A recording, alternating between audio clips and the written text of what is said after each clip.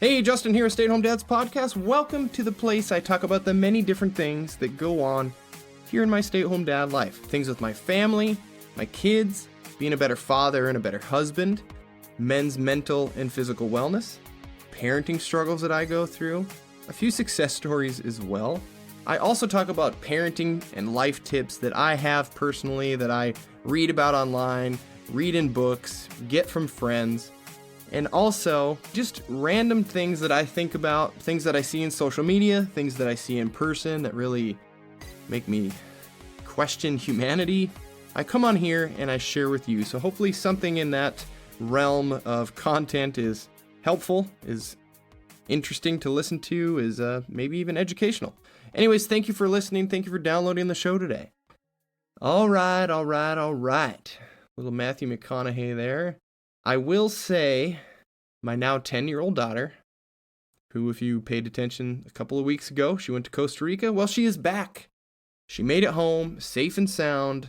Couldn't be any happier. Not a misplaced hair on that child's head. She had an amazing trip. She had a wonderful time with her grandmother. Very educational trip. Was kind of cool. A lot of learning, a lot of structure. They learned about the country and animals and habitats and local culture. And she just had a really good time. They both did. It was very, like I said, structured. So they had an itinerary they followed every day. They had guides that brought their whole group around and talked about all this stuff. And so it was, yes, very structured, which I think is a great trip. I would actually like a trip that was structured like that, where you get up and you eat breakfast at this time, and then you get on the bus and you visit this place, and then you get off and you do this. It takes all the guesswork out of it. That takes all the planning out. And me personally, sounds like a good time. But yes, I'm glad. I am so glad that she's home. And I know she's glad that she's home too. Even though she had fun, she did say she missed us quite a bit. And even on the last day, she said it got pretty hard for her. She got a little bit emotional. She was ready to come home. I mean, 8, 9, 10 days, it's a long time to be gone from your parents. So that made me feel good that she missed us. But we were able to talk and FaceTime every day and kind of ask her questions and see what was going on. So that was really nice. Unlike her summer camp, which if you listened a couple of weeks ago, we were cut off. So it was very helpful to be able to talk to her on a nightly basis. And it's just kind of hard being so far from your kid when they're on a trip like that if anything were to happen, there's not much I can do. I'm thousands of miles away. Unless you have a special set of skills, like Liam Neeson does, but I don't. Also, I think my younger daughter too, Kennedy, I don't want to say she enjoyed that her sister was gone, but I think she enjoyed being an only child for a week. She enjoyed not having to share our attention. She was able to kind of do what she wanted to do and play what she wanted to play, and not have any influence from her sister to make her deviate from what she wanted to do. And I think that's good for her to experience that, to get that chance to be alone and to be an only child for 7 days. And now, just like that, we're back to school. We're rocking back in, or anyways, they will be by the time you hear this episode. And honestly, I'm kind of impartial about it. I know it's going to be great to get them back and get them on a schedule and get them learning and being around their friends and doing stuff. But on the other hand, maybe it's because my kids are getting older. Maybe it's because I've changed a little bit. But I'm really enjoying my time with them. I'm really enjoying waking up and having breakfast together and finding something to do and going outside and just, I don't know, just doing stuff and not really having structure. It's been kind of enjoyable, to be honest, going on trips and just kind of doing what my kids want to do. So I did tend to enjoy that this summer, and kind of sucks it's gone, but is what it is. It happens. All right, so moving on here. I have a whole outline of an episode that I was going to do, fresh, nice, new episode, and I think it's going to be a good one too, but I'm going to wait. I'm going to kick it to next week because I am just getting kind of busy with some stuff. I am trying to get a business off the ground or get all the little details before you start your business. That's what I'm trying to do. And I haven't really talked about it a lot. I don't want to talk about it a lot, to be honest with you. I don't want to tell a lot of people, but here I am telling you. The reason is because I think when you sit there and you talk about things and you talk it up and you go above and beyond and talk to friends and family about how amazing this is going to be and this is my idea and this is what I want to do and I got it this, and you have these big dreams, these delusions of grandeur maybe even, and then say something happens or say you don't follow through, say I don't follow through, and then I just look like an ass, in my opinion, that I talked up all this stuff and then all of a sudden, oh, Justin didn't do that, and that's what happened, what's going on, oh, and then the excuses roll in and oh, this got in the way or that, so I'm having a hard time just even bringing it up. Maybe once I get all these little details ironed out, I will bring it up someday and once it gets going, but until then I don't really want to speak of it too much, if that makes sense, and then kind of put my foot in my mouth and in 5 months when I haven't done anything with it. So yeah, that's where I'm at. But anyways, like I said, it's going to be a dad classic today, or at least you read that from the title. But if you read that from the title and then you guys don't download this episode, then you're going to miss all this little banter that I'm doing before the classic episode. So see, little bonus there. So yeah, I'm going to be really working hard at trying to get all these things dialed in. My wife told me I need to focus. I need to focus and just handle it instead of getting sidetracked with other things that honestly don't make me any money. And I see your point. I do see your point. So I may try to get this, or I'll try to get this episode that I have already outlined done and posted for next week. And then I may take a week or two off, or 3. I don't know. I need to really just, like she said, I need to focus and I need to work it out and I need to shit or get off the pot, That's a common saying. That's what people need to do. Less talking and more doing. A little less talk and a lot more action. What country song is that? I don't know. Anyways, another question to pose to you real quick. Would you prefer to see this on like YouTube, where I put up a camera and I did more like of a video log and still did my podcast, but I had a camera on me? I don't know. Some people talk about it. Some people say it's a good idea. Thought I'd poll you, see what you think, and tell me what you think I should do. So shoot me a message on Instagram at stayhomedads_podcast or on podbean.com and let me know your thoughts. Anyways, I don't know what episode I'm going to throw on this. I don't know what episode I'm going to put up here, but it'll be something. I've got 160 episodes to choose from.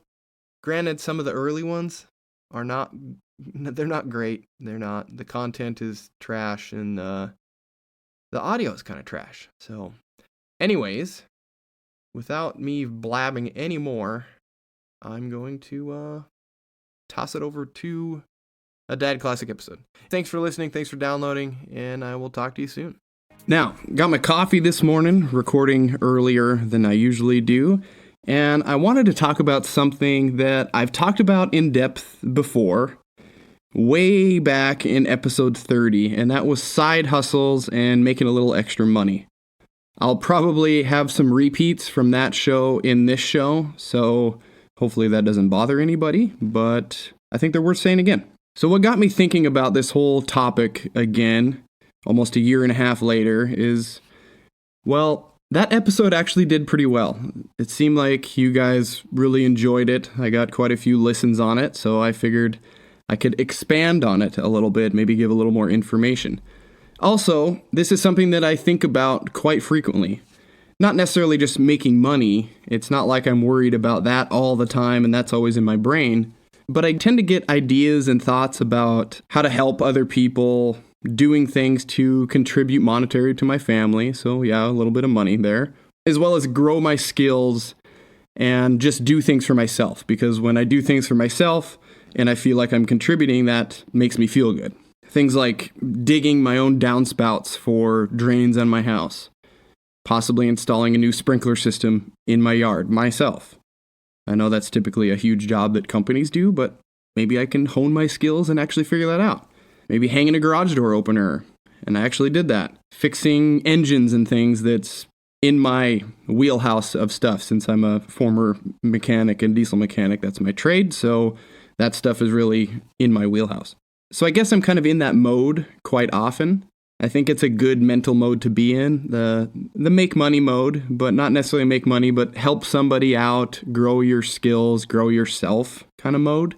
So that's, I think, why I think about this all the time. Also, what triggered this, and triggered, my favorite word, right? Well, I was hearing things about this younger generation, and I'm not trying to beat up on the Gen Zs or even my own generation, the millennial. I just hear stories about how they don't want to work and how they don't want to put in the time to, advance at a company. They want to be hired in at the top position that they want immediately.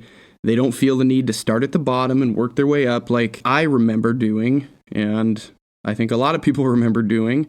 Or they want to quote-unquote quiet quit, like I talked about quite a while ago, do the minimum and do what they're just paid to do. Which, that's also fine too. If you don't want to advance in a company, then by all means do that.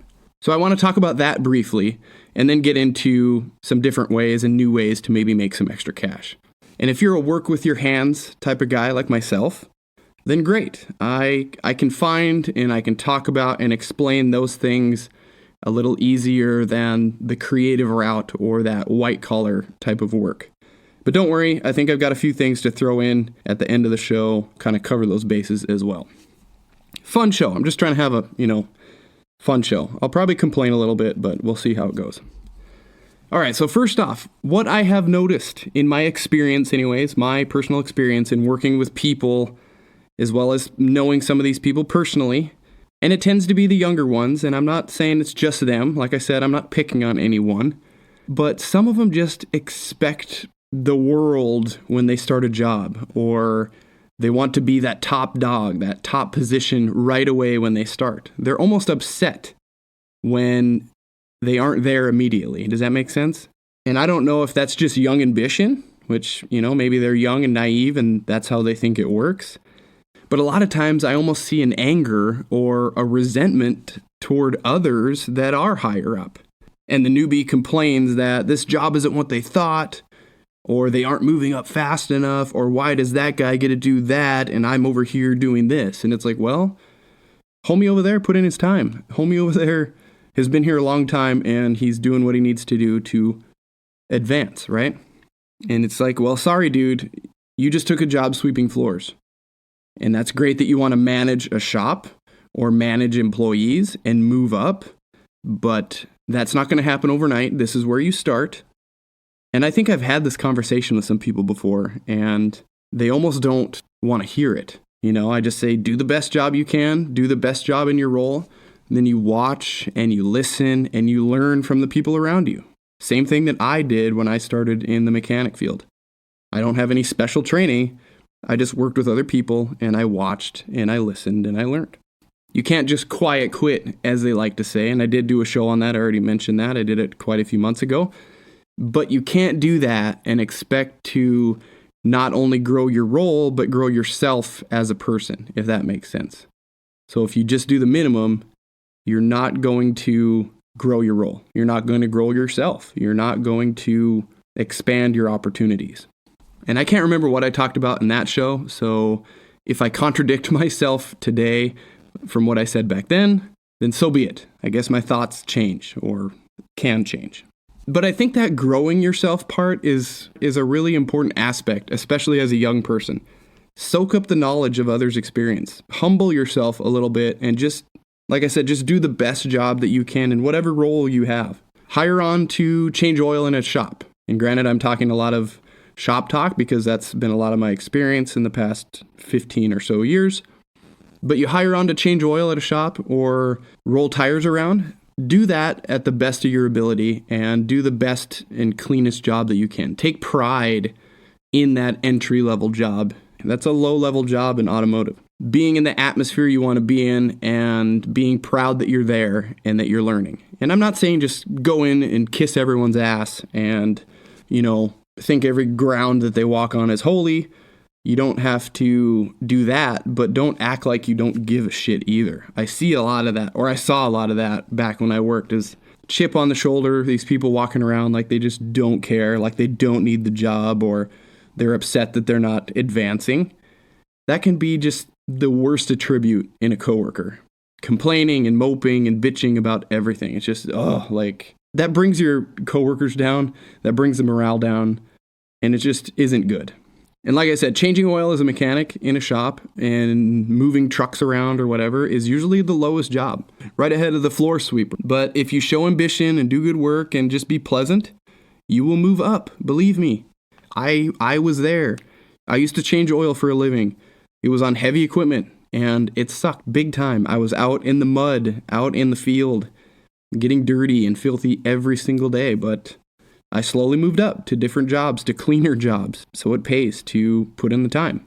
And this goes with any job. You're going to have to wipe some asses at some point as a nurse's aide before you become a nurse. You're going to have to change a bedpan. You're going to have to do the most basic thing and work your way up. That's just the way it goes.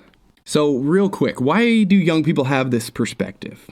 Well, I actually came across a podcast clip of this guy named Ryan. I can't remember the show, but I'll link it in the description if you want to check it out. And he had a pretty interesting take. Let me play you that clip. For the most part, we all have similar opportunities, right? Some people have a leg up, some people have a leg down, but in the grand scheme of the world, you might have to work a little harder than the guy next to you, but nobody's going to be like, no, your hair is brown, you cannot be a billionaire, right? Like we've seen billionaires of every creed, race, color, whatever, right? Yeah. They exist. But I think we're telling too many people you can be a CEO, you can be a billionaire, you can be a millionaire, whatever it may be. Not everybody's going to be that, right? You still need a waitress. You still need a guy to work at the car wash. You still need a guy to work at the convenience store. We're still going to need that. Most of us started at a low-level job, right? I was spraying off golf carts at a golf course, waiting for guys that apparently needed 3 more holes after it got dark. I just wanted to go home. Yeah. You start there. Yeah. And that's okay. We're always going to need somebody to go there, though. So if you got these kids that are watching this guy online telling you, nah, screw everybody, start buying crypto, crowdfund this, you're going to be a print-on-demand drop shipper and all this stuff, that kid's never going to want to start at that entry-level job. And we're going to start. That's why we have a lot of people not working, is because they think, no, I'm going to be CEO next week. Yeah, I kind of agree with him. We do need people to fill those entry-level jobs. That's what they are, entry-level. In my opinion, they are temporary. We transition out of them as we learn and grow and advance our careers. And I do agree, the info that people get from the internet make it seem like, oh, you just do this easy thing and make a bunch of money. And it's just not that way. Buy someone's program, buy someone's course. This could be you. Learn how to do Amazon affiliate, blah, blah, blah. Which, yes, I do Amazon affiliate stuff with my other YouTube channel, and it makes me $4 a month or something. Not even that much. It's ridiculous. So yes, if you get it on a huge scale, but a lot of people aren't going to get that on a huge scale. It's just, I don't think it's going to happen. Also, like Inc. magazine said, among a bunch of others, priorities have shifted in the workforce, and the younger generations don't want to climb that corporate ladder path. They just don't want to do it. In a recent survey of 3,000 people, they found that career progression had become less important, and workers actually avoided promotions, which avoiding a promotion means less stress, but also means less money and less seniority. So instead of going for these promotions, they're doing other things for themselves. They're finding happiness in other things. It's pretty interesting that that generation is kind of doing that, but I'll link that article in the description if you want to check it out. So yes, the thought and the perception has kind of shifted. Also, I initially thought that this was new. We always think that, oh, this quitting, nobody wants to work, it's new. It's not new. Political scientist Paul Fieri Fari, I don't know how to say his name, but he posted on Twitter over a year ago a bunch of news clippings from every decade going back to the 1920s. And all of the headlines are essentially the same, or there's always the same passage in there. No one wants to work. All the way back from the 20s, all the way to today. Granted, circumstances are different. Things happen in our past that are different than today. But the thought that nobody wants to work as a new phenomenon is not the case. All right, so a little side derailment. I did not realize that I had so much to talk about on that. Kind of went down the rabbit hole. But anyways, let's actually get into what the title of this episode is about. Some interesting ways to make a little money. Side hustles, as people like to say. Now, some of these things are what I have already done or would like to do myself, so they may be a little more focused on working with your hands and doing labor, since that's what I'm good at, but I will try to throw in a couple other options as well, like I mentioned.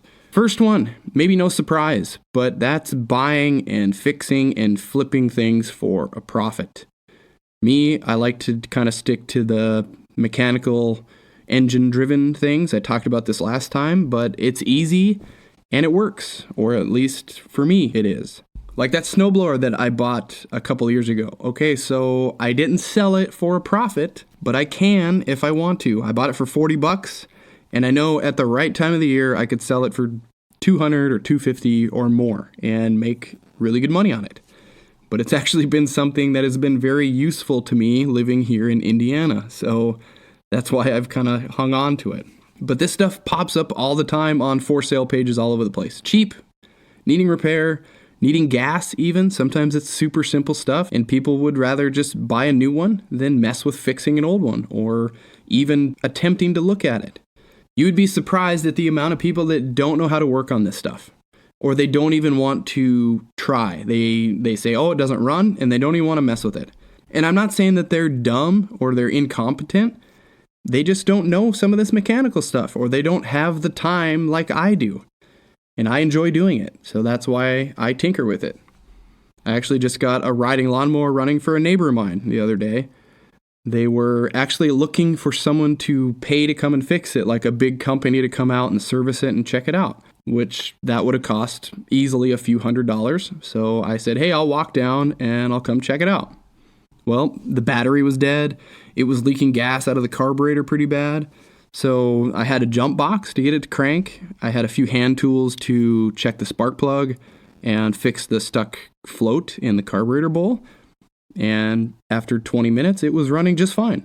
Totally perfect. They didn't need to call anybody. Now they can cut their grass. Now I did that for free, but that's easily something I could charge to do. You know, $25 an hour, $50 an hour, something like that. I could make a little bit of money on it. And yes, in the grand scheme, you know, business licenses and insurance and all that stuff come into play if you get that big or whatever. But honestly, little handyman stuff like this for neighbors or friends or just as a side gig, I think you could get away with not having to, do that. And actually, speaking of handyman stuff, that is another really good one as well. I actually hung a garage door opener for another friend of mine. I could have easily charged a couple $100 to do that. It took a good 3 or 4 hours, and that's a moneymaker. So there are a lot of opportunities out there if you have a little bit of know-how. And like I mentioned at the top of the show, downspout bearing or gutter cleaning, pressure washing, all really good and easy side gigs to do for the neighbors and for your friends. And also the buying and selling and flipping doesn't have to be mechanical stuff either. If you're more of an artist and you're into painting and fixing stuff, you could buy furniture. You could buy little tchotchke things for a house. You could buy decor, scuff it up a little bit, paint it some kind of cool color, do a design pattern on it, and you could flip it and sell it on a marketplace or something like that and make a couple bucks. That's something you could do as well. Now, the next thing that I haven't done yet, but I'm actually really thinking about doing it, is offering up the use of my truck. I have a big diesel 4x4, big box, 4 doors. It's a big truck. It comes in really, really handy, and I think it would come in really handy for a lot of other people as well. And I'm not talking about renting it out like Turo does, which is also a good option. That's a car rental place that you can rent your own car and set your own price, and I think you even get insurance through them. So that's an option too, but I'm not talking about doing that. I think I would advertise the use of my truck as a tool to do some kind of moving service with me driving it. Haul someone's trailer, haul someone's camper to the campground or the boat to the lake, haul somebody's furniture, maybe bring them yard supplies in the spring. Everyone in my neighborhood right now is mulching their yards and getting bags of yard stuff, so I can make a couple Home Depot runs and make a couple of bucks right there. Even hauling off junk or trash that someone doesn't want to deal with. There are just, quite a few possibilities that come to mind. And I think if I price myself right, I think people would actually use the service. A good friend of mine actually bought himself a nice hydraulically actuated dump trailer to tow with his truck because he needed to get a load of gravel dropped off at his house. And it was such a small load that nobody was willing to do it for him. So he said, to heck with it. He went and bought his own trailer and he started hauling material for himself and for other people. And he said it's actually working out really, really well. He's doing what those big companies won't do. I think that's pretty smart. He's making some money at it. And the thing is I'm not looking to do this or any of these things full time. So you could easily fit it in wherever, when I run my own errands or when I do my own thing. And it could just be as much or as little as I wanted to do. I actually just came across this company called GoShare, and you can partner you and your vehicle, whether it be a truck or a van or a car, to do deliveries at your leisure. They say trucks can make upwards of $70 an hour. So I don't know, that doesn't sound too bad to me. And you can work whenever you want. You can pick whatever you want to haul. So I think it comes across an app or something like that, and you can choose what you want to do. And another app I just found too is called Truckit, which kind of does the same thing, and you can actually name your own price. So that's kind of neat. And I think all these carry their own insurance, so you're covered in that aspect.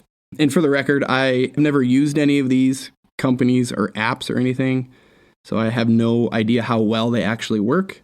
It could be like Uber, and I don't know, have you seen some of those people driving for Uber anymore? It seems like they freaking hate what they do. So Uber used to be cool, and now it seems like a drag. All right, the next one I got is doing some of those things that most people don't want to do. And I know I am going to just list a bunch of shit jobs that people hate, but hey, if you need some extra money and you've got the time, then what's the problem, right? If you're willing to work, then what's the problem? I already mentioned pressure washing, but I really think that is a good one to get into, especially if you already have a pressure washer that you use for your own stuff around your house. Put it to work for you. Wash people's driveways, sidewalks, pressure wash their decks or even their houses, or you could even wash some cars or whatever. Many people need and want those things done, yet they don't have the equipment to do it. So it could be a real easy way to make some cash with stuff you already own. I mean, you got some gas for your pressure washer, you hook it up to their hose, if that's cool, and you go to town. I don't see a problem there. Same goes for like cleaning windows or even house cleaning if you really want to they kind of sound like a job. They're not really a side gig. It's like, but I mean, you could do it on the side and it could turn into a job. Who knows? And you could hire some high school kids to do it for you. I don't know.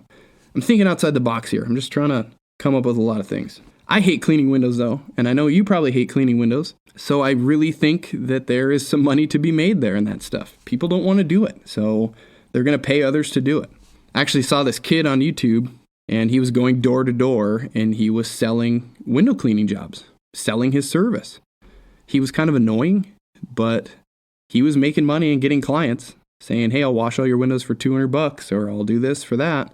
And you don't need a whole lot of equipment to do that job either. All right, so let me shift gears here a little bit and get out of the manual labor side of this podcast today. Talk about some things that people that don't want to get dirty can do. If you're a teacher or were a teacher or even someone who is just really knowledgeable about a particular subject, then you can be a tutor.